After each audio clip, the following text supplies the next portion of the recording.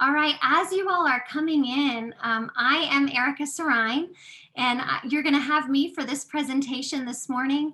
I am super excited to be here. I'm so very grateful that Inheritance of Hope invited me to do this. I'm excited to finally be a part of the Inheritance of Hope family. I've been assisting with a little bit of research behind the scenes, but I have not gotten to participate other than as an observer. I actually got to observe the closing session of the last Orlando retreat, which I believe was the last retreat that Inheritance of Hope had before the pandemic. So I am excited to at least get to join virtually this morning and see all of you on this reunion. So welcome. I'm so thankful for this opportunity. I'm going to do a couple housekeeping things first, since we're all going to be together this morning. And depending on how many we have, I hope we're really able to join and participate in the chat. So Kelly from Inheritance of Hope is helping us this morning. And so you'll see also Christina Kenyon, and she works with me directly. She is going to be helping this morning as well. So if any of you have any questions, make sure, or as we chat, make sure that you actually press at the very bottom, whenever you click the chat box, you'll see a little blue button and it says all panelists. And what I want you to click is all panelists and attendees. And that provides you the opportunity. So not just the 3 or 4 of us whose names you see, but it'll actually provide you the opportunity to chat and for other people who are participating to see your questions. And so those are going to be your other IoH families. So make sure that you click all panelists and attendees so that everybody's able to see what you're commenting. So if you want, while we're on, if you don't mind, I assume most of you are joining this particular session because you have experienced a great loss. Most likely you were a part of the IoH family, you attended a retreat, and your loved one has since died, and you are here to get some support for the, your grief that you're experiencing. And so if you can, so that we all have a better understanding of who you are that are participating this morning, why don't you practice the chat by using all panelists and attendees, and just tell us when your loved one passed and maybe what retreat you attended so that we know who's here. So if you don't mind, chat to all panelists and attendees, when you experienced your loss and when you attended your retreat so we can see you. I see a couple of you chatting. I think some are going to all panelists instead of all panelists and attendees, but if you can try to type that in, that'd be awesome. So I'll wait a minute just in case. And I know if you're using your phone, I have heard that that makes it a little bit more difficult. Thank you, Rachel. I'm so sorry to hear that Joshua died on Valentine's Day. And wow, you were a part of the IoH family in 2011. So you go way back. And we've got Dana here, 2020, attended the 2017 retreat. Oh, beautiful. Thank you so much for participating.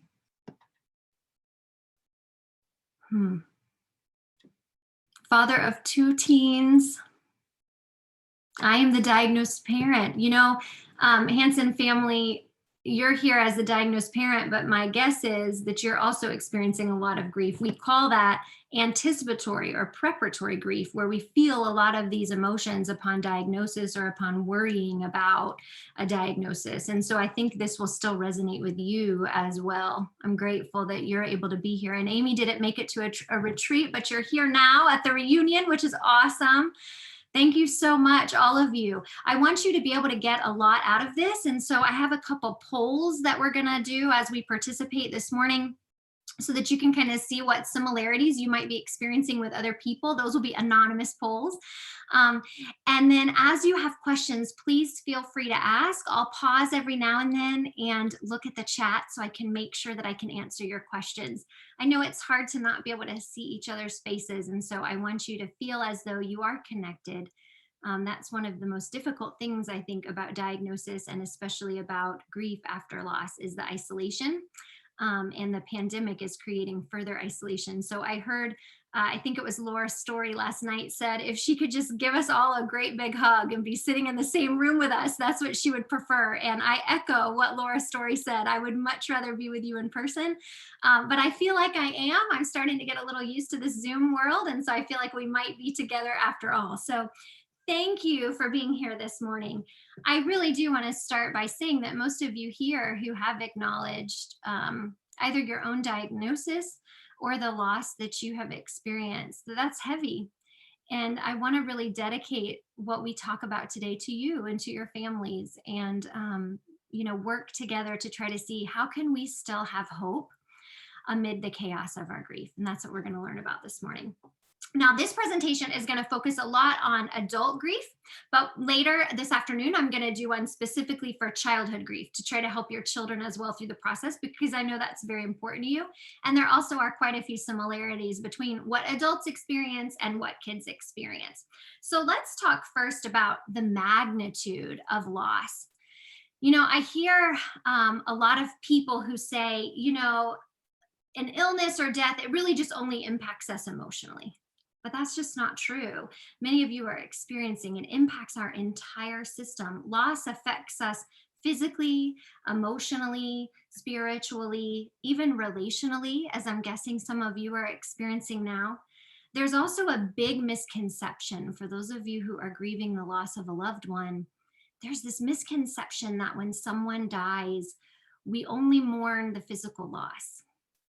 And there are actually a lot of secondary losses in its wake. And as I say some of these, if these apply to you, I'd love for you to tell us about it in the chat, because I think you might not be the only one feeling that way.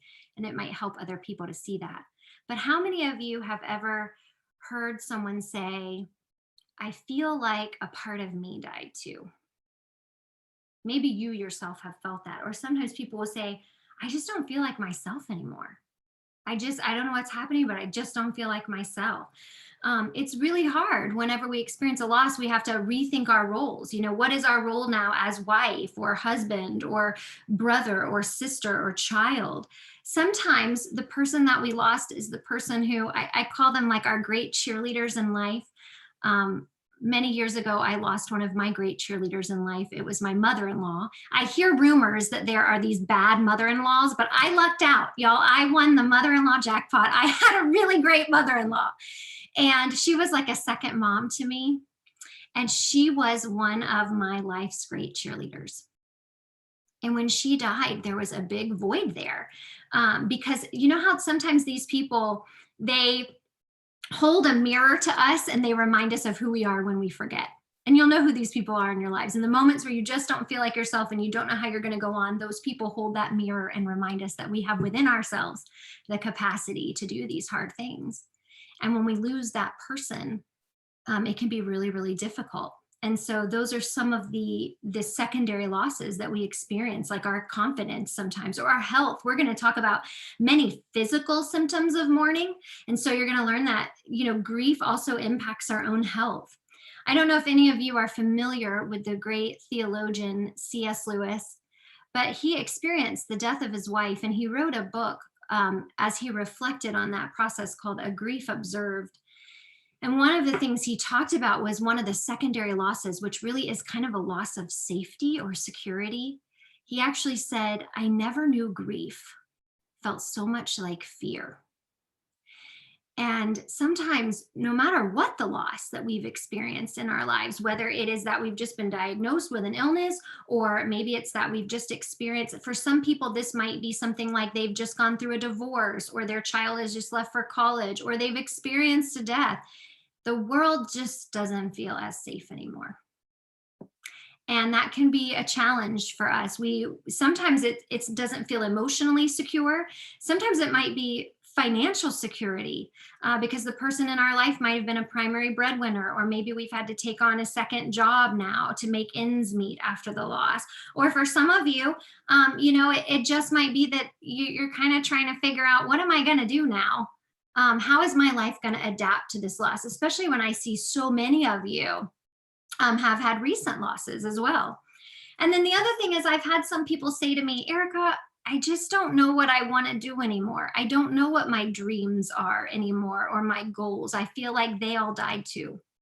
And so how do we reframe that, right? How do we learn how to continue to move in our lives in the midst of great loss? And I think that's one thing that Inheritance of Hope does beautifully, and that I heard last night from both Bethany Hamilton and Laura Story when they shared, is ways that they continue to journey forward. And we're going to talk about an idea called reconciliation that I think might help with some of that. We'll talk about that later.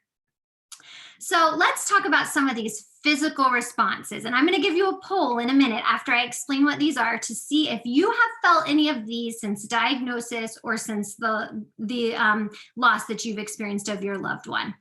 So physical symptoms, therapists and counselors have fancy words to call everything, which kind of cracks me up because I am one of those people, but we call it somatic complaints. And what this means, all it is physical symptoms like stomach aches or headaches or muscle tension. It's how our body processes stress. And so I'm guessing some of you may have felt these physical responses to loss.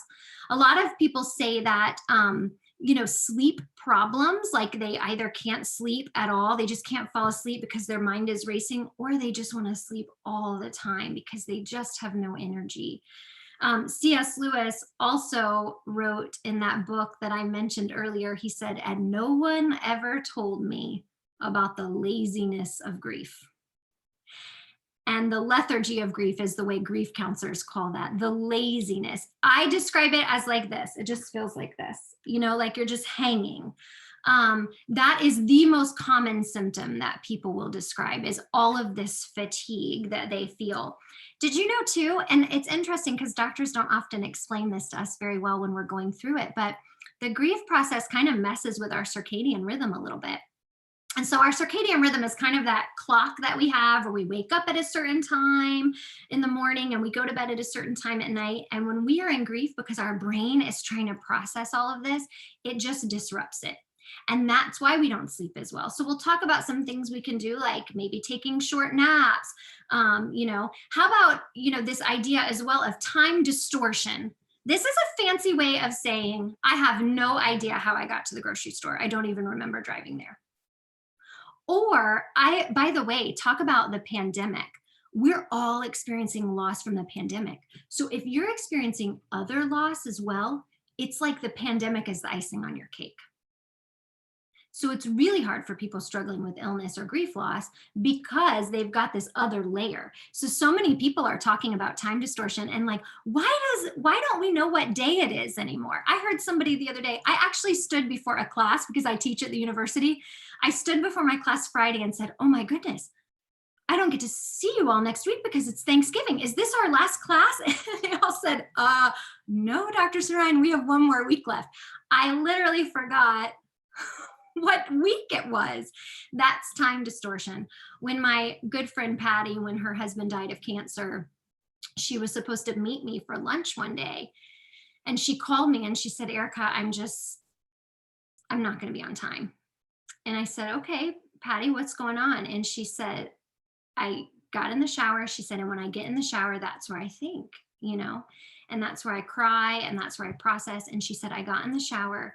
I turned the water on. She said, I have this same routine. I have short hair. It's like not a long time for me to be in the shower. She said, I got in the shower and I knew I was meeting you for lunch. I was super excited. She said, all of a sudden I ran out of hot water. And I thought, great.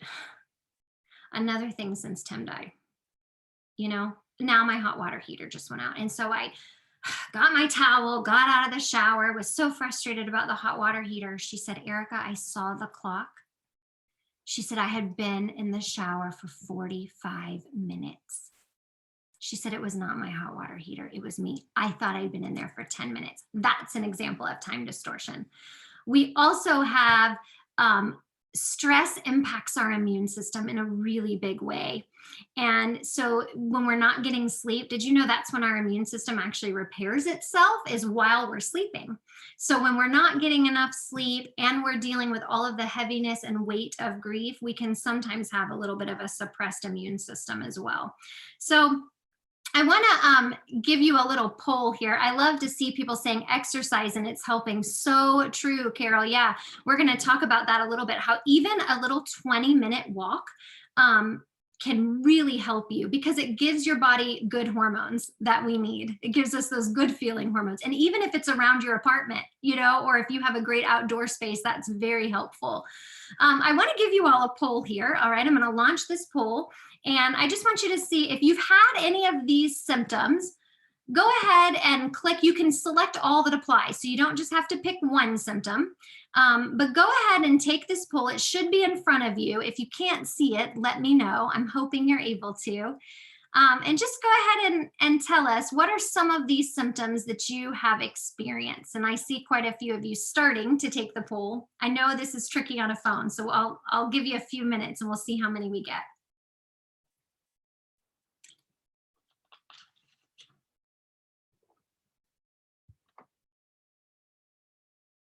All right, we've got almost all of you voting. I think we've just got a couple more, so I'll give you a few more minutes because I don't want to pause too early if you're still thinking about it.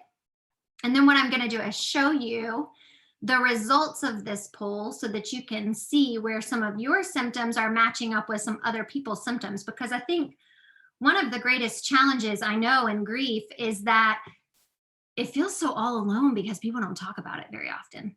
So when we experience it, it's the one thing we're all going to experience in our lives, yet it's the one thing that we really are very ill-equipped to deal with. And it's the one thing we're never taught in school. I mean, most of us can do algebra better than we can tell somebody what something normal in their grief is like. Isn't that interesting? Yet I don't use algebra very often. I do use statistics though in my daily life. So I probably can't bash algebra because that's part of it, but I secretly want to bash algebra. And I'm sorry if there's any algebra teachers here who are like, what is she saying right now? Okay, so I think we have almost all of you who went ahead and voted. And so I'm going to show the results here for you. So 100% of you have experienced the lethargy of grief to which C.S. Lewis referred. And no one ever told me about the laziness of grief. Yeah. Most of you, it looks like 58% of you have experienced those physical symptoms. Lots of you are having the sleep disturbances or the time distortion, and you maybe, it looks like, are even noticing a little bit about what it feels like on your immune system, the impact that stress is having. So I hope this shows you that in some of these reactions, you're really not alone. There are other people experiencing things like this as well. Most people actually, in my line of work of grief counseling, what I find is that most people seek help when they feel like, and these are not my words because I would never place these words on people, but these are my clients' words. They've said to me, Erica, I feel like I'm, quote, going crazy. And I just need to know that this is okay. And so I'm here to tell you today, these things are normal. I love it. Life is algebra. You're so true. Megan's right, you guys. Life is algebra. Simplify your problem to the least unknown variable and solve. Megan, I really wish I would have had you for algebra. I need to write that down. Christina, will you write that down for me? Now algebra is making it into all of my seminars, Megan. This is perfect. Thank you. Okay. Let's look at some of the spiritual aspects of grief. And actually, Laura and Bethany, if you were in the sessions last night, they both touched on these as well. The faith questioning, I loved how Laura said she questioned at times because I believe what she said is there was all this brokenness and we know God can intervene. And yet what I'm here to tell you this morning is that questioning doesn't have to lead to disconnection. I mean, think about it. How many times do your children question things that you do or that you say? All the time. In fact, little kids, all they ask is why? Why is this happening? Can we do it this way? Well, why not? Right? And that doesn't mean that they don't still connect with you and respect you and love you. But part of life is asking questions. And so this is really, the faith questioning and the exploration is normal. A lot of people will do this. I always say, but God. Christina hears me say that a lot in the office whenever I'm experiencing challenges. He is still faithful. And sometimes even questioning that helps us grow in our faith even more. One of the things that I find a lot of times challenging for people of faith that they tell me, because by the way, everything I'm sharing with you is yes, in textbooks and things like that, but it's also coming straight from my clients' mouths. Um, and it's really that sometimes, and Laura mentioned this as well. Do you remember last night when Laura quoted from Romans 5? And, she said, count it all joy. And then she gave that caveat. She said, but wait a minute, don't hear this. I'm not that lady at church who's telling you to dismiss all your problems. I'm somebody sitting in the boat with you saying, right? Because she's in the midst of this illness and loss herself. And I think there is a real distinction between the two. And so I'm curious for those of you, if, have people, let us know in the chat, have you received any of those, what we call sometimes platitudes, the things that people say and they mean it very well. They really are well-intentioned, but sometimes their messages might be more harmful than helpful. I see Joy says, yes, that going to church feels lonely. And because so much of your life was going to church together. One of my dear friends died last year. And as I've been journeying with her husband and helping him through this process, that was one of the things he said too, because our friend Lottie was just such a beautiful worshiper. When you were beside her, she was the lady you wanted to sit beside in church just because you felt like spiritual presence around her, And he said it just is so absent when I go without her there. And also sometimes, people will say, oh, not helpful, don't make any major decisions for a year, right? And then you have to, right, Megan? Like, well, I don't have a choice sometimes but to make these decisions. Family members said they've been fasting and praying, and I'm totally going to beat this. It's interesting that, there's actually a family in our community that I connected with, Inheritance of Hope, this week. Last week, actually, she filled out the application. And one of the things that she said was, that some people have been telling her, well, you're going to be healed. And she said, but my faith shows me that healing could also happen in heaven. And so she said some of those messages were hard for her. Yeah, a hurtful statement. I know God will help you. I don't know how he will, but somehow, yeah. And some of you, here's the real interesting thing about grief. Grief is so personal. It's a very individualized journey. So some of you might see these things in the chat and say, oh goodness, I just said that to somebody last week. Or actually, I said that about myself and that makes me feel better, because we're all so different, right? We're all so different. I knew a woman who's one of her sons died, and she had two other children who were still alive. And a lady came up to her at church and said, well, thank goodness you've got these other two children. And she was crushed because she said, my life is not the same without my son in it. And so she found it difficult to go to church too. So I just want to tell you that it's okay if sometimes those messages are concerning to you, or that you are questioning them. That doesn't mean that they represent your faith. It means that you're struggling sometimes with those people in your faith community. And that's something that I'm kind of on mission about, is really helping churches learn how to better support people through illness and loss. I think we've got a lot of work to do, and I think the Bible gives us beautiful examples of that. And I think the most beautiful example is the scripture. Very simply put, Jesus wept. That is an example of open mourning, right, in the Bible. As well, we can sometimes be angry or frustrated at God, and that doesn't mean that our faith is gone. In fact, I use this analogy sometimes. I want you to think about this, right? For those families who celebrate the holiday of Easter, right? So our families of Christian faith who are attending, somehow the Easter bunny got wrapped into Easter, right? And so this isn't a theological conversation. I'm using this only as an example. But for example, on Easter, I really like Cadbury eggs, all right? And so if I were to get an Easter basket as a grown adult on Easter and it did not include Cadbury eggs, who do you think I would be frustrated with? Who would I get mad at? The Easter bunny or my spouse? Right? Most likely my spouse, because, and I don't know if there are people here, but for me, right, I believe he has the power. I don't know if there are children watching, so I'm being very careful in my words here. But I believe that my husband has the power to go to CVS and pick up the Cadbury eggs, right? So I'm not going to be frustrated with something that I don't believe in. So our frustration at a higher power, at God, because we believe that he is a healer and he is a miracle worker. Our frustration at him is actually very much evidence of faith, right? Now, here's the thing in a relationship. We don't want to stop the conversation. Think about it in any friendship. I bet some of you have had friendships or relationships where you kind of go silent because it's a little bit awkward. There's a disagreement there and it becomes difficult to say something. And the more days that pass and the longer we're silent and the more space that builds in between, the harder it is to make that connection again, isn't it? It's hard to initiate.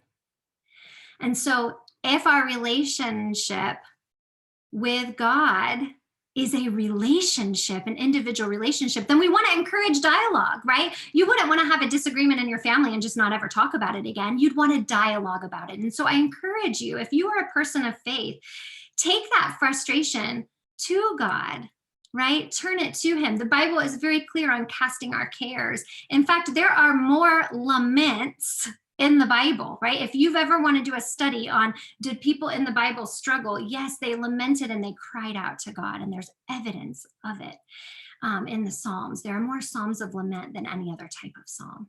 So the Bible gives us evidence that it's okay, but our churches don't always affirm that, right? Also, and it's okay, some of you will say, I've never been frustrated. And that's okay as well, because again, we all mourn differently. We all mourn differently. We also sometimes search for meaning, and that's part of our faith. And we have something called continuing bonds. My favorite thing about Inheritance of Hope, and why when I learned about Inheritance of Hope, I was so passionate about the organization and being involved, is because of this idea of continuing bonds. You know, if you remember, some of you from school, you remember hearing about attachment theory. If you've been a parent, you know about this because you know that our kids need us. They need to be attached to us. You know what happens when you leave them at daycare for the first time and they cry out when they're away from you because of attachment theory. What it teaches us is that we want to have a physical proximity and closeness to those that we're attached to, that we love. What attachment theory teaches us in death is that death severs a physical attachment, but it does not sever our emotional bonds. Our legacies remain, our bond and our connection remains, and it's different for different people. So for some people, it might be visiting a cemetery. For some people, it might be wearing a special ring. I have a couple special rings that belong to my mother-in-law that when I really, really miss her a lot, I really need to wear one of those rings. For other people, it might be watching legacy videos or looking at photographs. It's different for all of us, but it's important that we continue to incorporate that legacy and memory into our lives. And the other thing too is sometimes this happens in the way of spiritual experiences. So some people, those of you who are grieving a loss, might say things like, well, I feel like I heard her voice or I saw her. Little kids say things like this all the time. Whether your own faith affirms this or not, it's okay, right? Because we're all different. And so for some people watching, they may say, this is really how I felt this in my morning. This was an experience I had. And somebody else might say, no, it wasn't necessarily an experience. My daughter had a really neat experience like this after my mother-in-law died that I'll share with you. She was 4.5 when my mother-in-law died, and she was about almost 5.5 at this point. And she was in the back seat of my car, which is, I think, where all the great conversations in families happen, is when the kid is in the back seat of the car in the car seat, you know? And so she said to me, we called my mother-in-law Grandy Sally. And she said, Mommy, why doesn't Grandy Sally visit me anymore? And remember her age. She's right at the age, which I'll talk about this afternoon when we learn about kids, where sometimes they don't understand that death is final. And so they think the person might be coming back again. And so I said, well, sweetie, Grandy Sally doesn't visit you anymore because remember, sweetie, Grandy Sally died. And when people die, they can't. And she said, yeah, I know that, Mommy. I know Grandy Sally can't come back. She visited me after she died. And I said, really? I said, well, what do you mean? And she said, well, when I was playing alone in my room, she would come sing You Are My Sunshine to me. And I said, really? I said, would you see her, honey? Would you see her in your room or here? She goes, no, Mommy, I couldn't see her. Kind of like, duh, you know, how do I not know how this works, right? Is how she was talking to me. She said, but I could hear her, Mommy. I could hear her singing to me. And I said, oh, wow. She said, Mommy, you haven't heard Grandy Sally since she left? And I said, no, sweetie, I would give anything to hear her again. But I haven't heard her voice. And this is what my daughter said to me from the mouths of babes, right? She goes, grown-ups, it's because you have too much noise in your head. If you just quiet your brain, you could hear her too. Now, some of you might say, that's just not true. I don't think that happened. I don't know what it was, but it was true for my daughter. It was an experience she had that was a spiritual experience for her, where she heard her Grandy Sally singing to her, and it provided her comfort. And that was a way that she kind of maintained a bond with her Grandy Sally, that she would feel like she heard her singing to her. And that was something that my mother-in-law sang to her all the time, by the way. So we sometimes have these experiences, and kids share them a lot more openly than adults. Adults are a little bit more afraid if they have that experience to share it. Sometimes what we'll do, though, is we might be shopping at the grocery store. We think we see the person real quick, or smells will sometimes bring those memories. And that's part of those continuing bonds that we have. So let's do a poll and see how many of these you all might have experienced before. So I'll launch a new poll here. Let's see, poll 1 is closed. Let me go to poll 2. There we go. All right.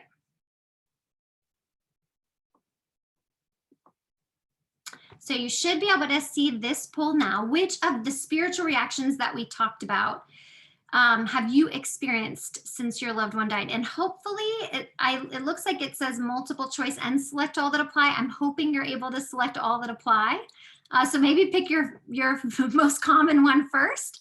And then if it allows you to pick other ones, go ahead and pick those after.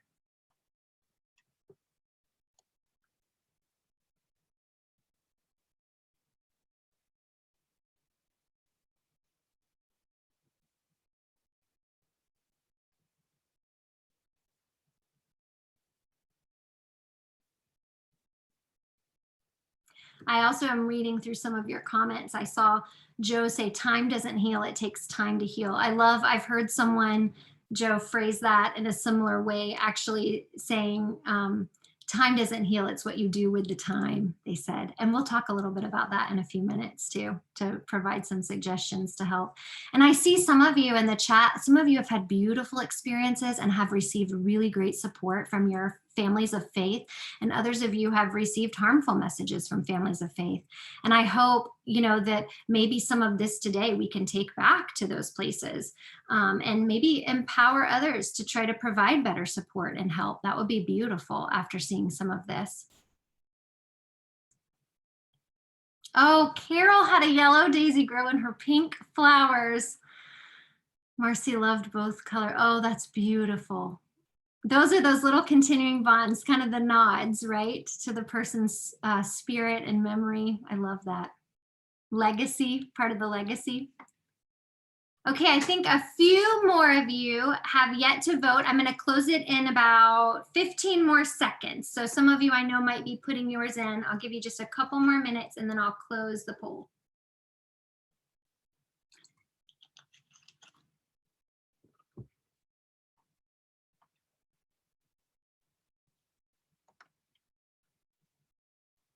Okay, so let's see how we all kind of measured up here, the similarities that we have among the people here in this room, in our Zoom room. So it looks like, interestingly, continuing bonds, which was what my research was on actually, when I got my dissertation, was on that very subject. That is the most common experience that you all have had. And I realize some of you are here and you're not grieving losses, you're experiencing illness on your own. So that one might not apply to you, but some of these other things might. It's really spread out. Look at these. I mean, all of the things that we've seen to be normal reactions, you all have experienced in some way. And luckily, the helpful versus harmful messages of faith is the least common of this group. So that's actually good news, I think. Maybe we're making headway in this area in our places of faith. So that's in our communities of faith. Oh, you can't see. Well, thank you. Here we go. That would be helpful, wouldn't it? Now you can see them. Thank you, Peggy. So now you can see faith questioning exploration, the worship and faith community isolation, and some of those challenges. I had to group some of these together because Zoom only allows so many choices, but I can definitely see that continuing bonds wins out there, and even some of those spiritual experiences. So the Hansons can't see it. Can some of the others of you see it now or no? It shows me that it's no, no, and yes. Well, that's intriguing. I don't know. Maybe someone from IoH can help us with that. It looks like most of you can see them, so that's good news. It might be in another little window, a small window, if it's not popping up on your main screen. Okay, try swiping. That's good advice. All right, so I'm going to stop sharing these now. It looks like on the phone, by the way, if you can hear me but can't see the chat, somebody said if you click on the green poll results at the top, you'll be able to see it, or you can pull the poll actually down to see it. Thank you. You all are tech geniuses on here. All right, so I'm going to stop sharing that now. And then let's look at the most common type of reactions. I have a feeling that these are going to apply to quite a few of you, and these are the emotional and relational aspects of grief. So I do really want to take some time this morning to process through some of these with you.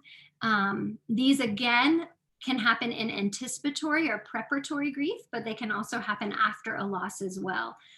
Before I talk about any of these though, I want you to remember a couple key things. First of all, feelings have one ambition in life. They have one goal: to be felt, right? I tell people a lot of times the word emotion even has the word motion within it. And that means that our feelings require movement. They have to move outside. They were never intended to stay stuck inside of our bodies, isolated away, right? Sometimes even to give you an analogy of how our feelings move out, I say that if I was sitting in here giving this presentation and one of my family members came in and said to me, Erica, we just won the lotto. Now, I don't play the lotto, but I have to tell you all, I just have some fantasy land that I live in where one day I'm just going to win it, even though I don't play. And so if somebody came in and said, oh, you've won the lotto, and right as I'm giving this presentation, and I just say, okay, well, thank you for that. I appreciate that information. I'm doing a presentation. I'll have to get back to you later. And then I just started right back on talking about these emotional, relational aspects of grief.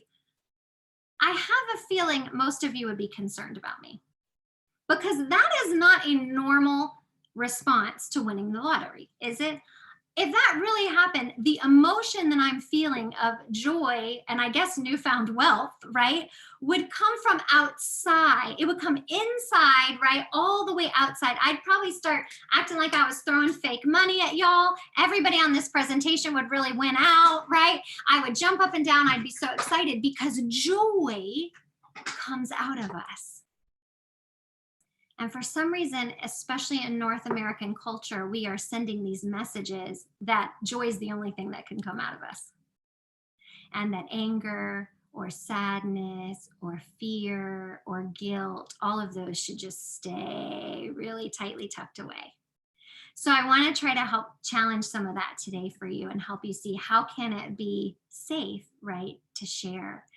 And so obviously we know that shock and disbelief and denial are very, very common. Here's why that happens. Anytime we get news that our brain isn't expecting, it immediately denies that news. It's a protective mechanism. It's how we cope. Those of you who are my age will understand this. This is how I feel about the planet Pluto. All right, so now if you teach science, I'm really going to need some help with this one, but I learned that my very educated mother just served us 9 pizzas. And now all of a sudden, somebody has decided that she just served us 9 nothings. I don't know what we got, but we didn't get Pluto. So my whole life, I grew up believing and passing tests about Pluto. And then they just ripped it away from me at some point not too long ago. And my brain can't understand that. All right? It's struggling with that. And that's a silly example. But when our brain has to process that the person that we love most in the world is gone from our lives right now, or that our marriage has just ended, or that we've received a diagnosis that is very scary, this causes our brain to immediately say, no, not true, not true. It's trying to protect us from the news of Pluto, right? It's trying to say, no, this is what you've learned. This is what you've always known to be true. It's actually a really good thing. If our brain believed everything we heard all day long, we wouldn't really use critical thought, you know? And so this is part of our critical thought that we need to use. So it's okay to feel this way. What this leads to, though, is difficulty concentrating. It leads to trouble focusing. So I don't know how many of you have had this experience, but anytime you're experiencing great grief, you will struggle to concentrate at work or at home. You might really be, and the pandemic, by the way, is exacerbating this in all of us. So you just might not be as productive as you were before. This is where sometimes people will say, I just can't take in this new information that you're trying to give me. So let me explain why this happens, right? There's a little bit of a computer analogy that we can use here. So for example, whenever I click on my computer or you click on yours too many times, right, to try to get it to do something, what happens? It freezes. Because our computer works on a system just like our brain of input, processing, output. Okay, so input, process, output. That's what happens on a computer. I click, I'm asking it to do something. That's the input. It processes it, and it does it almost automatically because that's how cool computers are. But our brains work in the same way because computers were developed after our really cool brains, right? So think about this. How many of you have been with a friend, maybe just talking with a friend over lunch or coffee or something like that, and you say to them, oh, you know, oh, you really need to read that book. Oh, it's by that author. You know, he writes all those books. They're really sappy love stories. They're turned into movies. Oh, what's his name? What's his name? And you cannot think of his name. All right, has this ever happened to you? You don't know his name, but you know that book is on your nightstand right now. And you saw it this morning, so you know the name, but your brain just can't retrieve it. You've given input and your brain is processing, but it's processing a lot slower than it normally does.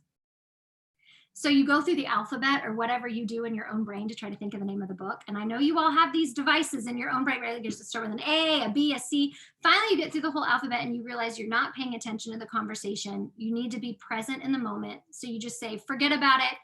I'll text you the name of the author whenever I get home. And you go do all kinds of things. Maybe you go back to work. Maybe you take care of your children. Maybe you go to the grocery store. Maybe you prepare dinner. You're doing all these things. You are not thinking about the book at all. You don't think. And at about 7 p.m., when you are sitting at dinner and you put a green bean in your mouth, all of a sudden, Nicholas Sparks comes out. Has this happened to any of you? And now you know it. That's because your brain, you gave it input. I need the name of the author of the book on my nightstand. Your brain is processing who that is, even when you don't know it is. And it spits it out when it has the information. But when our brain has to process a cancer diagnosis, an ALS diagnosis, a death loss, a divorce loss, a pandemic, our brain says, no, this is going to take a little bit of time here. It's the biggest piece of information I've received. And what it does is it does what a computer does when we click too many times, and it freezes and it shuts down until we process it. And guess how we can process it? By getting it out. I love that there's a session on coloring. There's exercise. One of you said you love to exercise and walk. That's how we get it out. It doesn't matter how we get these emotions out, but we get them out. So it can be walking it out, talking it out, crying it out, singing it out, writing it out. Why do you think there are so many songs about loss? Even last night, Laura Story's Blessings, when she said she sat down to write that, was a way that she freed up space in her brain to take new stuff in. She processed these emotional and relational aspects of her grief through that beautiful song, which, by the way, I was listening to on repeat this morning because I just really needed that right now, right? So just know that when this is happening to you, and I see people say, yes, Shannon gets a pass, right? She definitely can use this excuse. Some of you say that you have to hit reboot, and I love that analogy. I think I give you this information because I think it is important for you to know why this happens. It frees us up to a little bit to not worry. Oh, sorry, Shannon. it frees us up a little bit to not worry that something wrong is happening with us in these emotions, that we can know these are normal emotions to experience. Also, things like our mood swings or anger. Anger gets a bad rap, right? Because I bet sometimes, when we'll talk about this later with children, this is sometimes how they get their emotions out, is through anger. So we have to teach them how to process it in a constructive manner instead of a destructive manner, because anger can hurt people. But I want you to think about why we have anger. It's survival oriented, right? It's God created us in so many unique ways, and he created us to try to survive. And so anytime our life is protesting against us, right? And we're going to say, okay, you know what? Nope, I want to regain control over my life. I'm not going to let anything change anymore. And that's why sometimes we might push people away, or we might become angry at a situation. We're just trying to protect. I see Joy saying numbness. Absolutely, Joy, because when all of these emotions get compiled together, it's so overwhelming. Sometimes we just feel numb. Also, sometimes we don't know which of these we're feeling on a daily basis, right? Because it's too much. That is part, yes, of the emotional fatigue for sure. I love your chat. You're awesome. I wish we could be in person and sip coffee. I do have my coffee, but it's been a while since this morning, so I probably shouldn't sip it anymore. But I just love, I wish I could see your faces too and chat with you. This is beautiful. I love seeing what you're writing about. Megan, yes, anger demands retribution, and it masks and asks for repair and justice and love. So true. It says enough is enough, right? And anger, by the way, saves people's lives sometimes, because it's our fight or flight response as well at times. So it's not all bad. It's just, how do we learn to cope with it? Also, guilt and regret is very normal. We often say, if I wish I could have, guilt in a lot of ways, people call it just anger turned inward. It's how we get frustrated with ourselves in a situation. We can feel isolated and lonely. I'm actually going to talk about that tomorrow afternoon, and some ways that we can assess our own connections and try to seek greater support as we're journeying through our grief. Fear. Remember C.S. Lewis saying it really feels like fear. A lot of times people will say, well, I'm experiencing this over here in my life, this great loss, but it's making me afraid about all of these other things. I'm hypersensitive to change and afraid now in ways that I wasn't before. There was a famous actor who, when his wife died, he actually said he slept with the nightlight on her side of the bed every day for the rest of his life, because it didn't feel as safe without the nightlight on. I mentioned to you my friend who died. Her husband shared with me, he said, Erica, I have to have the TV on when I go to sleep. He said, don't worry. I turn it off in the middle of the night when I get up to go to the bathroom. And I said to him, I wouldn't worry if you left it on all night. It's scary to not have your partner beside you in bed. And it's okay if you need that TV on. That's all right. So we sometimes have these reactions that help us cope, but then we shame ourselves for them, right? And so I hope today gives you some of that freedom to really recognize that you were created with these emotions, and these are normal responses to loss.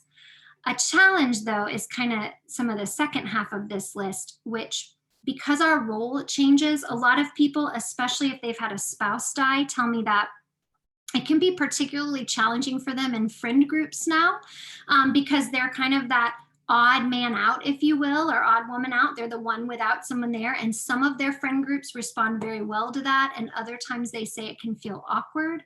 We also have to take on new roles sometimes in our families. We have to learn new things, and that can be challenging.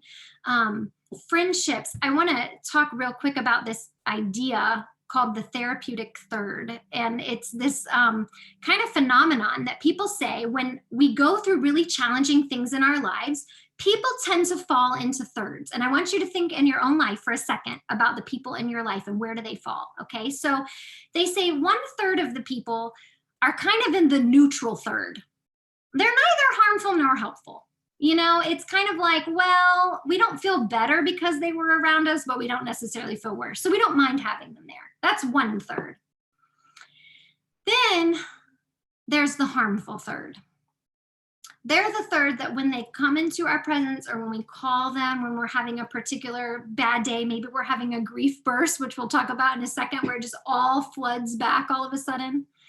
And we call these people and we actually feel worse for having told them. Sometimes these are the people, by the way, who try to rob us of our feelings. So they immediately tell us, you don't need to feel this way. You'll be better. Just go do something. Keep yourself busy. Just distract yourself. It's fine. And sometimes we might need a moment to mourn for a second before we can go do those things. And so sometimes those people are the harmful. Other times they just might be harmful for other reasons, but they're our harmful third. And then they say 1/3 of the people fall into what's called the therapeutic third. And those people just make us feel not better. They don't take our pain away, but they make us feel lighter after having been in their presence. I kind of imagine it for these people in my own life who are in my therapeutic third, and one of them is Christina, who's on this panel today with me and helping me. She works in my office, and she and I often process our losses together. And one of the things that it feels like is if I walk in with this backpack filled with almost like, I imagine like stones that have my burdens written on them, right? And I have to carry them. When I walk into the presence of someone in my therapeutic third, it's like I can throw that backpack down for a second. Breathe, stretch out, right? Like just let my back relax for a moment. So that when I need to pick it back up and carry it outside in that office again, it feels a little bit lighter. And I feel a little bit more of my joy come back, a little bit more of my spirit back, because I was able to lay those burdens down in the safety of somebody. So I tell you that therapeutic third analogy because sometimes when we're experiencing a really difficult time in our lives, whether it's illness or loss, we often expect everybody to be there for us and get really disappointed when they're not. And some people don't do this real well. They just don't do the illness or grief thing well. And it doesn't mean they don't love us at all. It just means this is hard for them. And sometimes it's because of their own loss and they just aren't ready to help you through yours. So I always tell people, if you have 10 really close friends, let's imagine maybe 3 of them are going to be in your therapeutic third, maybe 4 if you're really, really blessed. But it's okay if the others aren't there. We have to sometimes expect those challenges. And then often we fill that gap. And that's what I'll talk about tomorrow with some other people who can provide us some of this support. And then obviously these grief bursts, which I think I see some of you sharing. My favorite grief educator is a man named Alan Wolfelt, and he wrote a really good book. I'll have Christina put it in the links at the end of our seminar, called Understanding Your Grief. But he shares an example of a grief burst, and I'm gonna share this with you because I think it's beautiful. It's a story of a woman whose husband died, and when he was alive, he would come to her office and kidnap her, is what he called it, one day a year around their anniversary. And she would never know when it was going to happen. Let's say their anniversary was in November. She knew it would be sometime in November. She didn't know when it was going to happen or what they would do, but he would walk into her office and he would say, we'll call her, Sue Jones. He would say, Sue Jones, I am going to kidnap you. And she would rise from her cubicle and say, I am getting kidnapped, right? And this was their little love affair thing, okay? And it was that one day, she said, out of all the busyness in their lives, they had several children, their lives were really busy, their schedules were very hectic. And there was this one day where they would drive up, they lived in the mountains, and they would drive up to a mountain peak. And they would usually stop at a little gas station that it was like one of those gas stations that also had rotisserie chickens, which I don't know, none of those live near me, maybe like a Wawa, okay? And they would pick up a chicken and they would get a bottle of wine and they would drive up to this peak and spend the day together.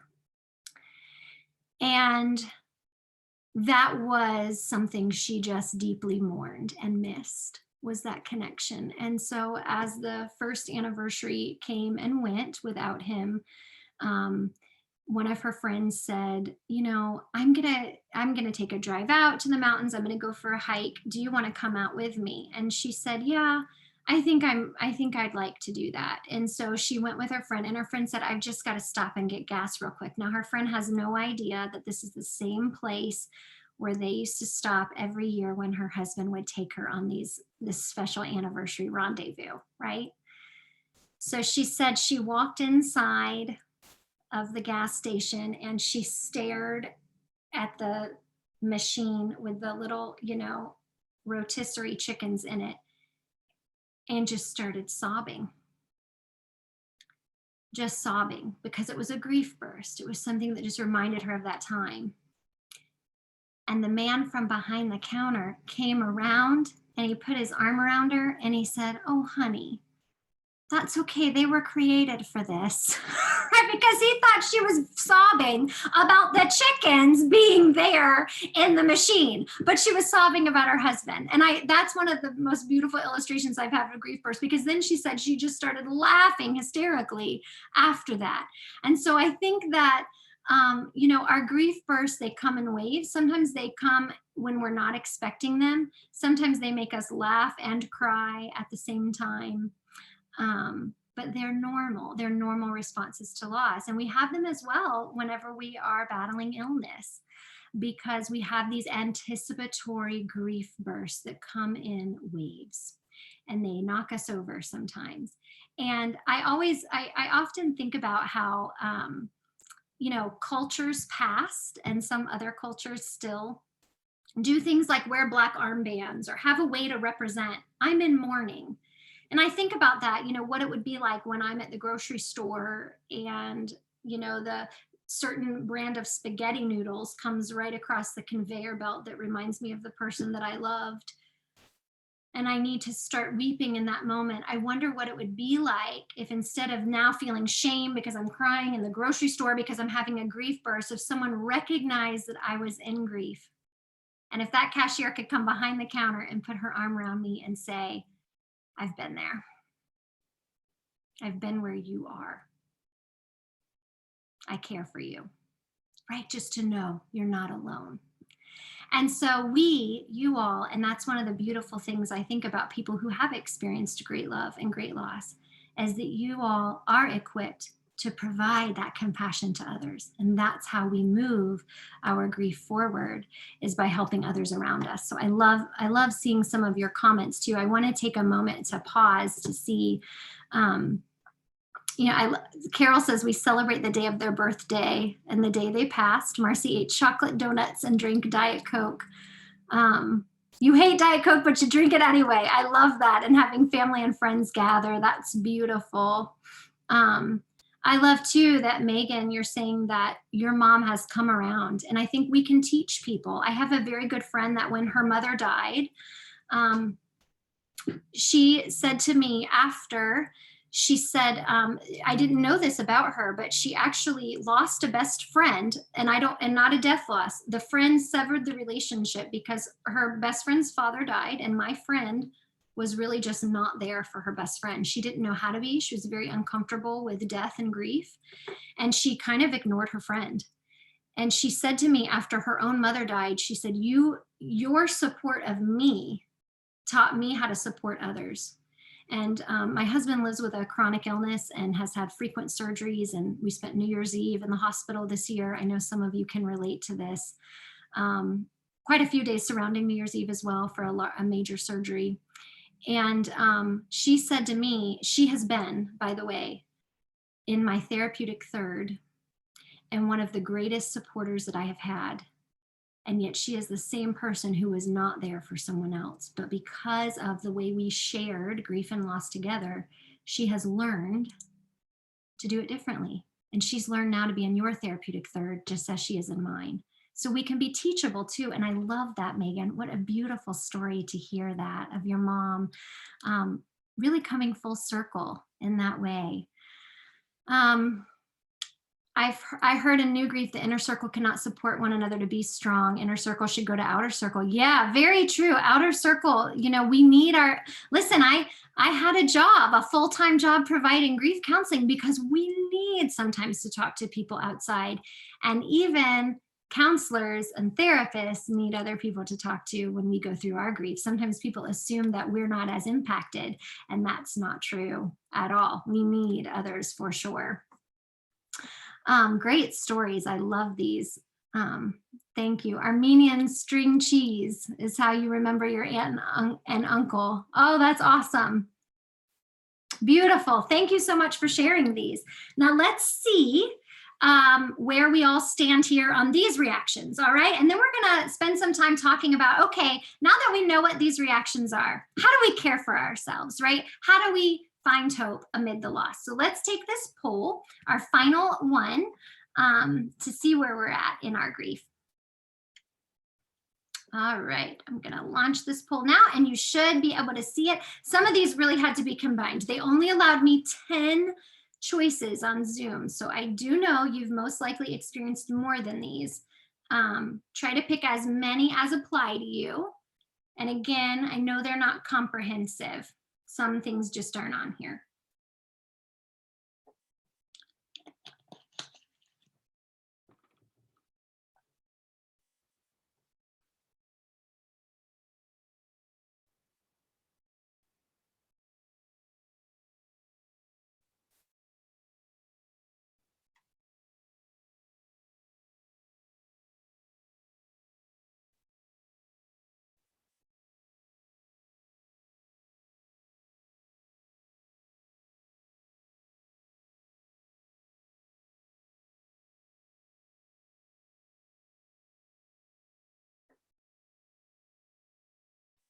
All right, I think we've got a few more of you. I'll leave it open for another minute because I know it takes a little while to select all of them.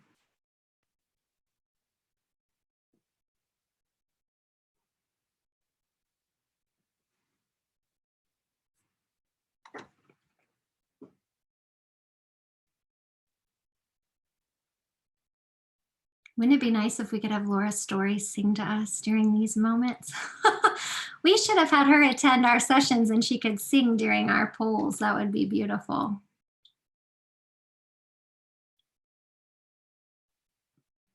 Oh, Robin, I feel your hurt in that comment. And I've seen that happen to people over and over again, is that I don't know if you even had some new friends that you didn't expect to step up that might have, and then some who you really expected to be there who just weren't. That is very common. Yeah.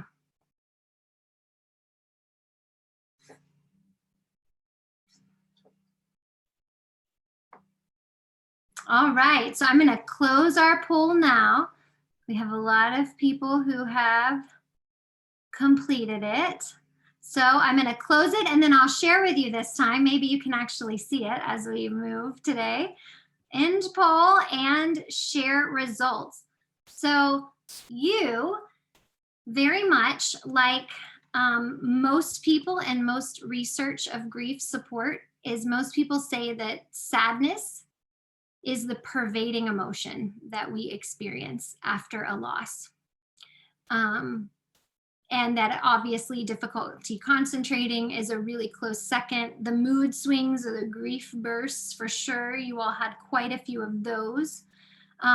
It looks like for our respondents, anger was the least common, which is great among this group, but it's not bad if you feel anger. That's okay. All of these are normal reactions. Definitely guilt and disappointment.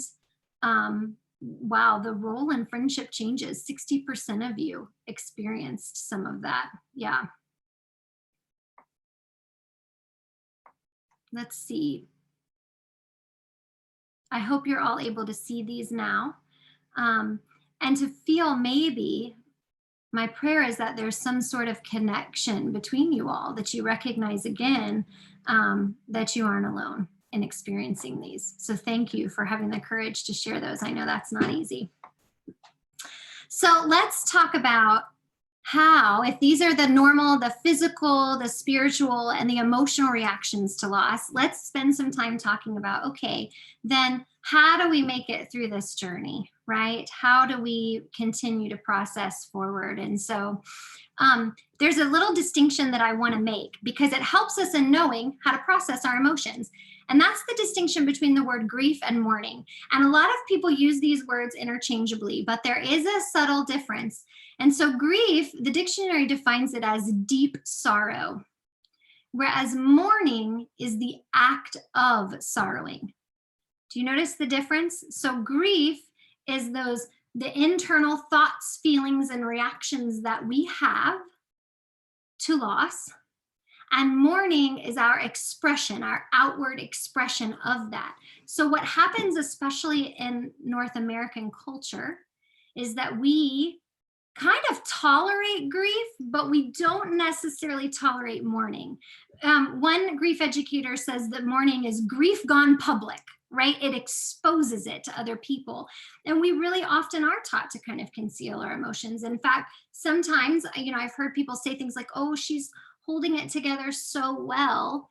And then the person who is maybe having a grief burst is, oh, falling apart over there. But actually that grief burst isn't wrong. It's not bad. It's an illustration of mourning. And so to reconcile our grief, which we're going to talk about in just a moment, we actually need to mourn it. So we have to take that grief on the inside and put it on the outside. And that does not mean, friends, that we walk around all day long. Some people hear this and they think, well, that just means I'm going to be sad all the time. No, that's not what that means. What it means is we allow ourselves the space and the support to take our grief from the inside out and to mourn it when we need to. And that can be done in a variety of different ways. Some people go to therapy. That's how they mourn. Other people really do things that are tangible, like maybe one of my families started a 5K, and that was a way that they moved their grief from the inside out, was they wanted to honor their loved one and they wanted to have this 5K experience. Some people visit the cemetery or different places like that. It's different for everybody. The other thing is, this isn't just for death loss. This is for all types of loss, and people mourn in different ways. You're so true, Rachel, when you said the scripture that says rejoice and weep together. And I'm so grateful for the people who will mourn with me. Absolutely. The people who will share in your joys, and they won't abandon you in your sorrows. It's really easy, isn't it, to find people who are willing to be on the joy train and share that with you. But it's a little bit more difficult to find people who will hold space for you in both. And I think last night, Laura's story hit beautifully on the both and. That it's not an either or, it's a both and. And this really is the process of reconciliation. And so I want to talk about this for a moment. It's a different way of talking about it. A lot of times we hear the word get over it, like I have to get over my grief. And so that actually, for those of you, you don't have to have a degree in psychology for this, but I think everybody's probably heard of Sigmund Freud, the great psychologist. And that language actually came from him. He started the first theory of grief, where he said grief was an illness, a disease, a dis-ease that people had to get over. And the way they got over it was by severing all ties to the person who died, cutting all bonds. It was kind of the opposite of what we know now about legacy and continuing bonds. By the way, Sigmund Freud changed his mind on his theory when his daughter and grandson died. And he did realize that there was something different. And so I want to share with you this idea of reconciliation. It's very much based in gospel, as well as it is just, I think, in what will resonate with you for how our lives are on a regular basis. And so reconciliation is the process of finding a way to make two different facts or ideas exist to be true at the same time. So I'll say that again. It's the process. Notice it's not an event. It's not like a one day I wake up event.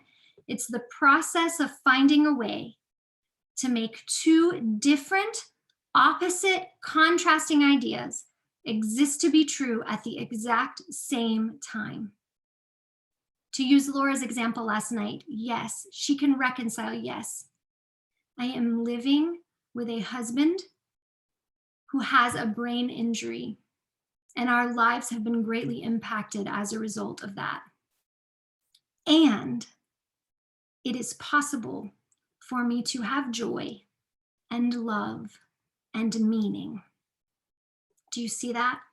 Yes, I have experienced a challenging diagnosis and am mourning significantly as a result of the loss this diagnosis brings in my life. And I can invite love and hope and joy and meaning into my life if I choose. Those two things can exist to be true at the same time.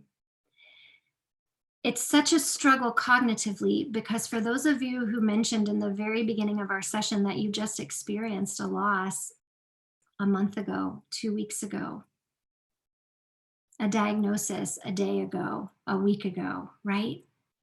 Your brain might not be ready for the concept of reconciliation yet because your brain is thinking there's no way these two things can exist to be true at the exact same time. There's no way. That's why they feel like such different or contrasting ideas, but they can exist to be true at the same time. I think Inheritance of Hope is a beautiful legacy of that. The fact that 500 families are back this weekend to share with each other shows that reconciliation happens on retreats, because reconciliation is a place, right? It's happening in a place where we have people who have experience and are processing horrible diagnoses and also making memories, creating legacy, and having joy at the same time. It's not saying I have to wait until this one concludes over here before I can invite these things into my life. And so sometimes that means these things happen on the exact same day, the exact same week, the exact same month. But that's the process of reconciliation. So when you think about your grief journey, I challenge you to think about it from that process rather than, okay, I've got to just get over this, recover. I'll feel this will never come up again, because I've seen in the chat several of you who have said things like, it's been 30 years and I still have grief first. There's sometimes I still miss my mother, I think. And absolutely, isn't that beautiful legacy though? Isn't it beautiful to say that the people we love, they are a part of our lives forever? That's why we work so hard on creating that legacy. That's why we have the beautiful memories and why we sometimes have to capture those memories as well. So think about ways that we reconcile, and then we'll talk through kind of how we cope with that and how we care for ourselves in the meantime. Carol, you're sharing about Marcy, how you send families to a retreat. Yeah, that's beautiful. The kids come back and tell me they found out they were not alone. Yeah, and you say you'll be glad when we can get back and COVID is over. I hear you. We had to cancel our grief camp for children that I have been a part of for 19 years this year. And it was very difficult to not be there in person with those children and to be able to, because I know how meaningful it is for them. And so I can feel that, you know, when you raise funds for Marcy and you're able to send those families to the retreat, how meaningful that must be for you. That's a beautiful way of sharing. Thank you. Thank you for sharing that. When we think about reconciliation, we have to reframe how we think about like conquering, right? So I don't know if any of you are familiar with Kate Bowler. She's a theologian and she wrote a book, Everything Happens for a Reason and Other Lies I've Loved. She was raised really under the prosperity gospel. And then when she got a cancer diagnosis, it kind of rocked her world. And so she wrote this book really about it. And she talks a lot about it. She is Canadian, and so she has challenged some of the thought in the United States in terms of coping or coexisting with our struggle. And she gave a beautiful illustration the other day about a book that was published in Canada, and it was called Coping with Chronic Back Pain. Okay, Coping with Chronic Back Pain. She said when that same book was going to be released in the United States, the publisher said, we cannot title it Coping with Pain in the United States. That won't sell. And so they said, but it's been of course, this is not her book. This is someone else's book. They said, but it's been a really great, it's really making a lot of money in Canada. And they said, well, in the United States, we're going to need to call it Conquering Your Chronic Back Pain. Nothing about the book changed, but the title.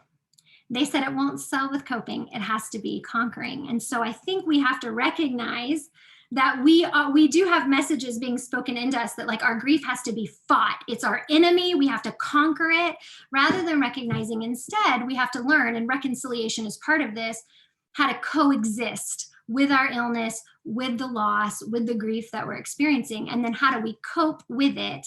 Again, recognizing it's a normal human response to loss.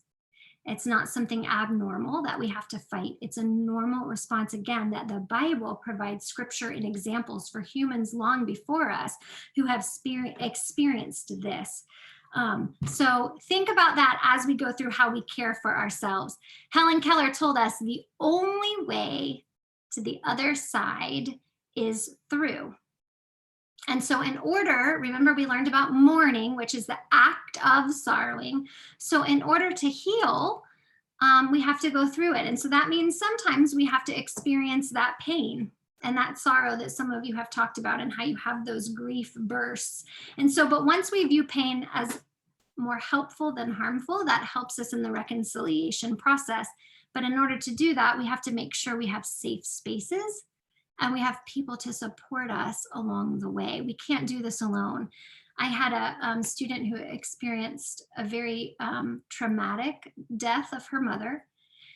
And as I was kind of journeying that process with her, and she talked about just all the pain that came along with this, she was struggling through like, how much pain do I take in one day? You know, and it's like we have to dose ourselves. So there's no rewards for speed here. And it's not, if you, I tell people to think about it. She actually got an old medicine bottle, and she wrote, you must dose yourself in your pain on the outside of it. Because think about this, if the doctor gives you an antibiotic because you have a bacterial infection, the doctor never says to you, oh, take all of this tomorrow.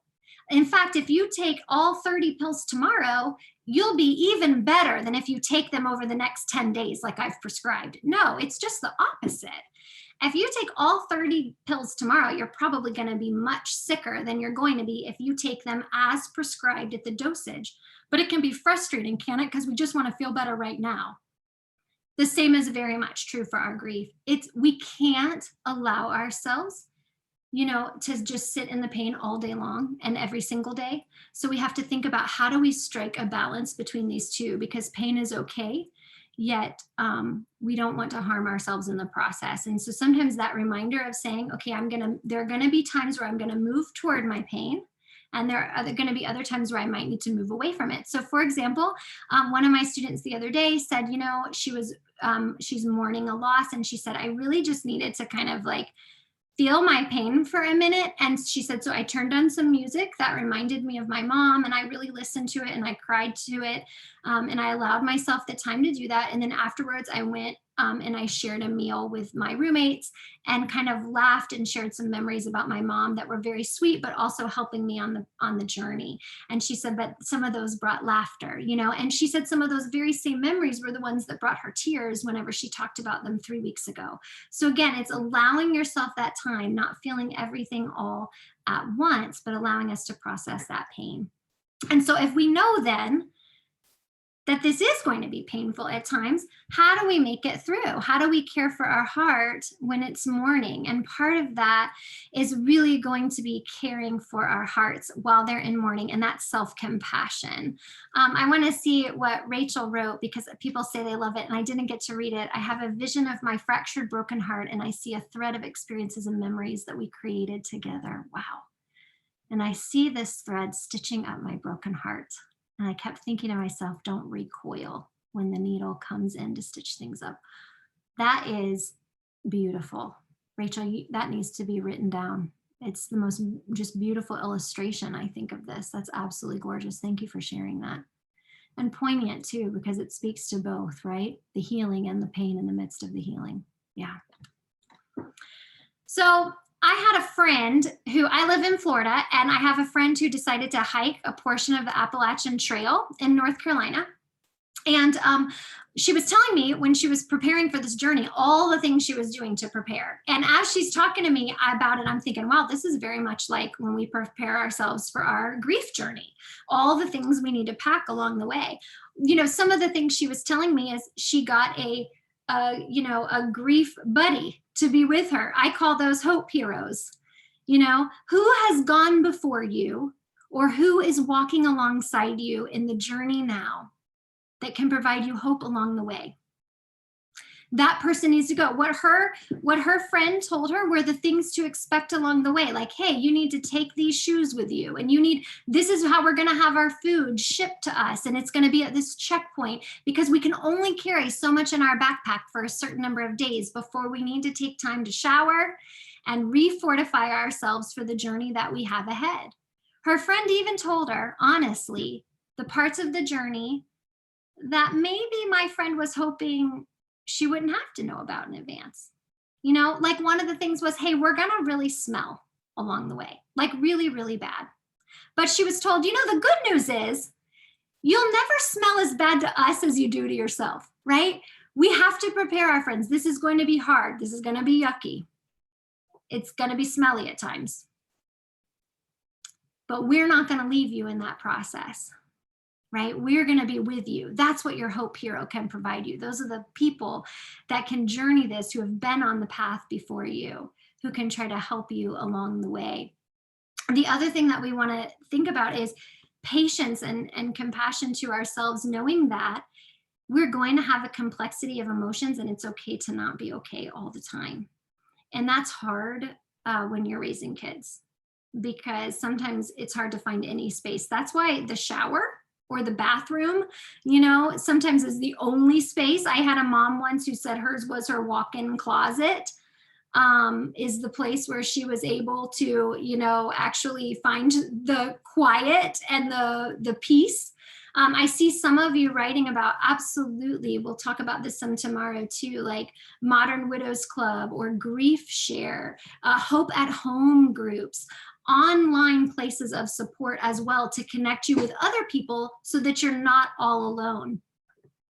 A peer group, Megan, yeah, hard finding a peer group. Your grandmother was widowed 2 years before me, now 96. Right, that's super hard. One of the things, I live in a community that has a lot of older adults, and a lot of our young widows share. We've actually started some groups for young people because they said, it's not that it's not helpful, but it's just different for me to be in a group alongside people who they're mourning a loss, but their life experience is so much different. That's why I'm super excited about the Hope at Home groups. I think I'm going to help facilitate one of the December ones for loss. And I'm really excited about that, because it's going to be different connecting with younger families for you all who are going through this together. So those are some places. Also, some of the suggestions you all put in earlier are going to apply here. Let's think about, right, when we're preparing ourselves for a journey that we're going on, the things we need to have physical needs met, right? So we've learned about that lethargy or laziness that you feel. I want you to think about this term called convalescence, right? So convalescence is a slow, gradual process of healing after a physical injury. So you can think about this like people go to convalescent homes when they need to convalesce or recover. Well, the same thing can happen whenever we have people who have experienced an emotional injury, right? So when we're convalescing, a lot of my college students have to get their ACLs repaired, their knees, they're college athletes. Again, their doctor is not going to say to them, hey, you need to just get out of this bed and go run another half marathon tomorrow, and that'll just speed your recovery along. In contrast, if that student gets out of bed and tries to run, they're actually going to hurt themselves more, and they're probably going to need another surgery. In our grief, we have to allow ourselves the time to be, like I call, slow and low. We have to allow ourselves the space to convalesce, because we are healing from an emotional injury.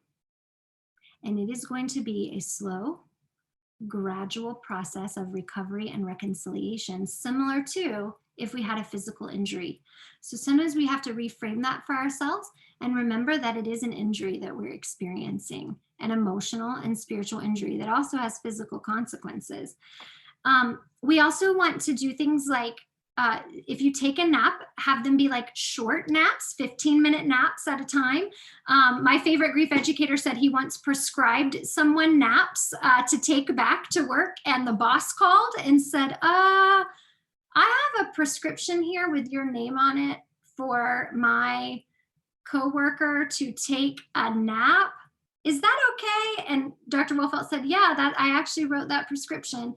And the the boss said, can you write me one too? Right? Okay, so I don't know if that's going to happen if we're going to write you prescriptions, but it's saying that sometimes we do need those short pauses or at least time to reflect during our day. We also want to limit things like alcohol and caffeine when we're experiencing a lot of grief, because remember, we learned about that circadian rhythm, and alcohol and caffeine disrupt that circadian rhythm as well. And then, of course, things like exercise, building in periods of rest and relaxation to restore the body, but also giving ourselves time to exercise. And folks, I didn't mention this earlier, but keep in mind that some of the things that you did before the grief set in, you might not want to do after. So, like, for example, let's say you loved kickboxing and now you just can't bring yourself to kickboxing because you just don't, you don't want to do it. So it might look different now. Your exercise, maybe I'm just going to get up and walk, the path on the street for 20 minutes and come back in, or maybe I'm going to do that twice a day for 10 minutes, but something to change my mind and get my endorphins going again. So just know it might look very different now. As well, it can be the emotional and relational aspects of caring for ourselves in mourning. So realizing that investing in those friendships that give us hope, and if a friendship is more harmful than helpful, we just might not have the capacity to take that in right now. And that's all right.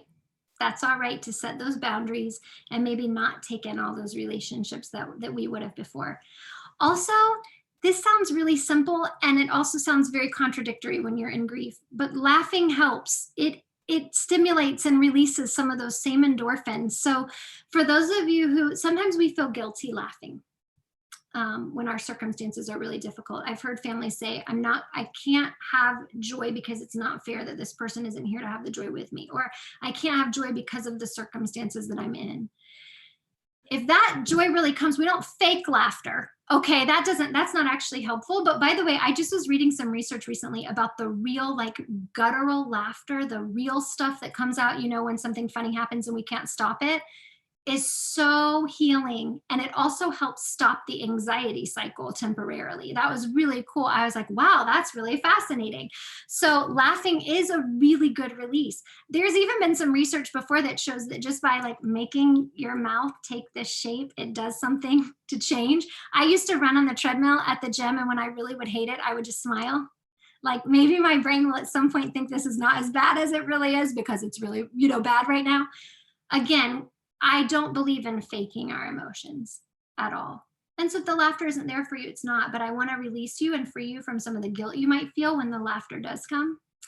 My friend Patty that I referenced earlier had a beautiful illustration of this. When her husband died, she had found, it was probably about 3 or 4 months later, they had this light that went out. And so she called me one day and she said to me, Erica, people keep asking me every day what I'm doing all day, because she wasn't working at this time. And she said, I'm getting a little bothered by that, because what I'm doing is I'm mourning and I'm trying to figure out how to live in this house now. And that's what I'm doing. I'm trying to just figure out how to do all of this. And that's a lot of work, even though she said the 8 a.m. comes and then 5 p.m. comes and 10 p.m. comes and somehow the day is gone. But I don't know what I'm doing, but that's what I'm doing. Okay. And so she said, but I have to tell you what I did today. And I said, what did you do, Patty? And she said, I changed a light bulb. And I said, wow, a light bulb. And she said, yes, I changed a light bulb.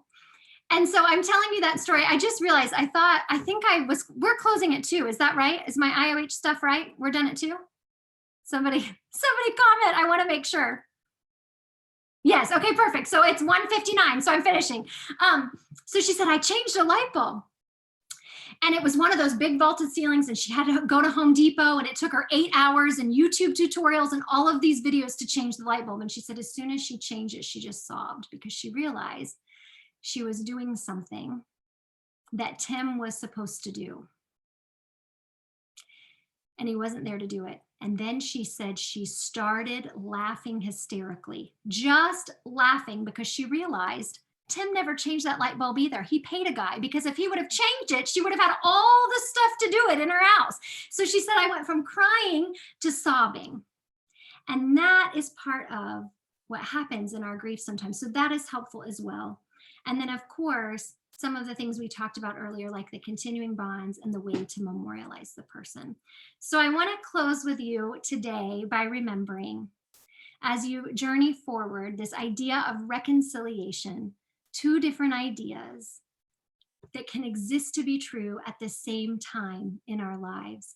And so I leave you with my favorite quote by Winnie the Pooh that says, "If there ever is a tomorrow when we are not together, there is something you must always remember. You are braver than you believe, stronger than you seem, and smarter than you think. But the most important thing is, even if we're apart, I'll always be with you." I believe that our loved ones are always with us. I believe that legacy lives on. I believe that joy and sorrow can exist to be true at the same time, just as loss and love can as well. And so you all are now a part of my heart story, even if we are no longer together. Thank you for sharing your time with me. I hope to see you at some of the other presentations this weekend. It has been a blessing and a gift to be with you, and I'll make sure that we get all those links emailed out to you later. So thank you, and I will see you all a little bit later today. Have a great retreat, and yes, don't forget the photo booth and family game night. So I'm super excited for that. I'll see some of you if you have questions specifically about kids. I'll see you, I think, in a couple hours maybe. So see you soon. Bye guys, take care.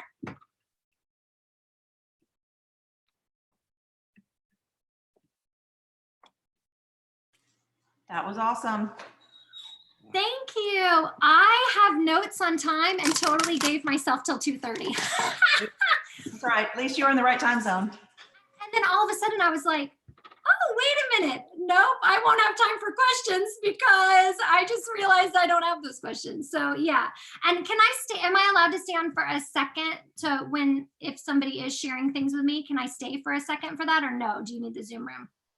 I don't think we're going to need the Zoom room in just a couple minutes. So if you wouldn't mind closing down in just a minute, that would be wonderful.